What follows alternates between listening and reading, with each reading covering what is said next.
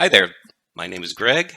This video is one of several where we're going to cover the Admin Expander in Scantheus. Admin Expander has several customization options for Scantheus, different features you can turn off and on. This video, we're going to focus on the Support Expander. I'm going to open it up here. And this has several sections. First section has a counter of how many scans in your current session, that is, how many scans you've scanned during this particular run of Scantheus. So every time you exit and go back in, this number is reset. I haven't scanned any while I've been in Scantheus for this video, so it's 0. And lifetime scans is how many scans have been performed by Scantheus overall, the lifetime since Scantheus has been installed. It's kept in a text file in program data Scantheus out there, so you can reset it if you want to start like a counter some other time, but otherwise it just keeps a running total of your number of scans. This Capture API line is showing the version numbers of the software development kit in Scantheus and the one in the I2S application Capture.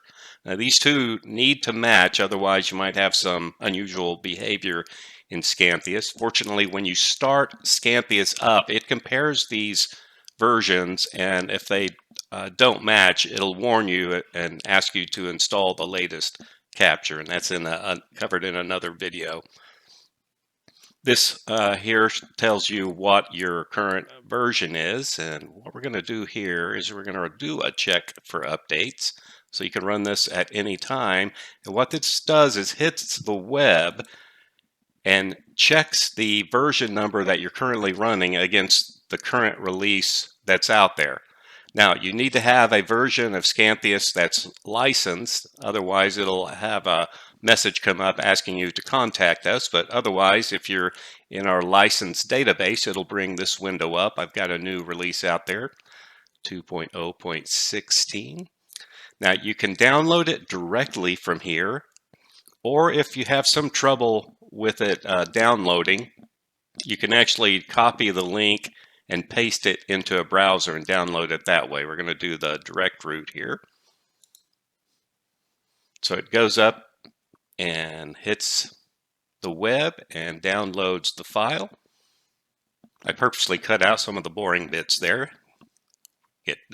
Get to the end of the download and ask if you would like to install. So you can go ahead and install, just say yes. It will eventually close the current Scantheus that's running and then run the installer.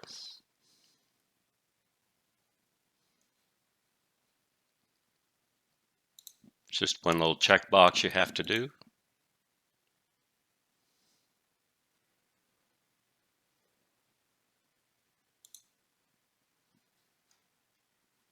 And now we are running version 2.0.16.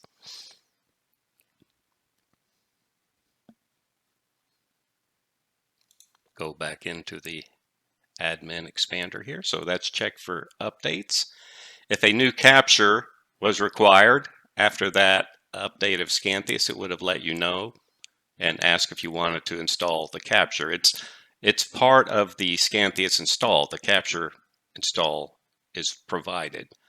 In many cases, you won't need to update capture unless a new one has come out, and I've updated Scantheus to run it. Now let's go into feedback.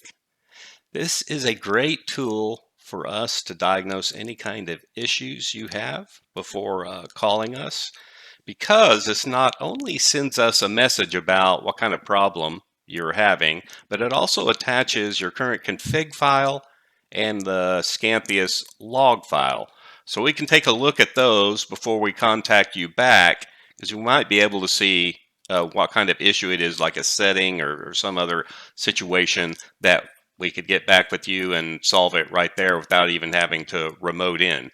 So all you have to do is fill out your name, email address, describe what the bug is.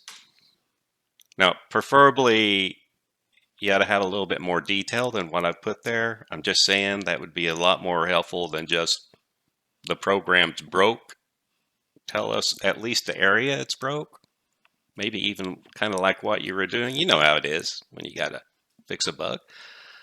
So not only when you send it, you can also have it send a copy to you, your sender email there, so you can see exactly what files are attached, just for true transparency there.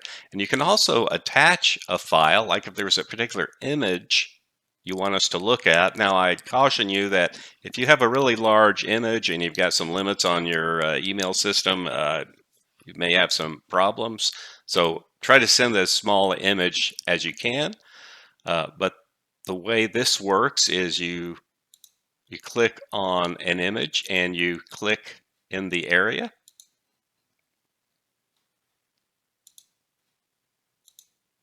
You'll see how it's changing the name of the file.